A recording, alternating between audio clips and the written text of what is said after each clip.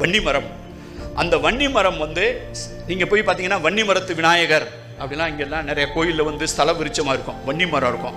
வன்னி மரத்து சில கோயிலெலாம் வன்னி மரம் வந்து இங்கே கொங்கு பகுதியிலே வந்து அது ஸ்தல விருட்சமாக இருக்கும். இந்த வன்னியினுடைய இம்பார்ட்டன்ஸ் என்னன்னு கேட்டிங்கன்னா, அந்த வன்னிக்கு கீழே நின்று பொய் சொல்லக்கூடாது.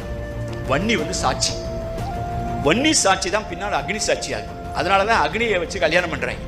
அதுக்கு முன்னால் வன்னியை வச்சு தான் கல்யாணம் பண்ணிட்டு இருந்தாங்க.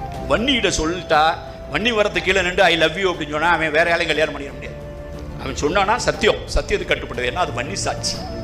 அந்த பட்ட வன்னியை மட்டும் தேடி தேடி தேடி தேடி போனால் அதை அப்படியே கூட்டு போய் சோழ மன்னர்களுடைய குலமரமாக இருக்குது, மைசூர் உடையாரோட மரமாக இருக்குது. அப்படியே மகாராஷ்டிரா குஜராத்துக்குள்ள போய் ராஜஸ்தானில் கேஜ்ரிவால்னு ஒரு ஆள் இருக்கார்ல முதலமைச்சர், கேஜ்ரினா அங்கே வந்து வன்னி மரத்தினுடைய பேர்.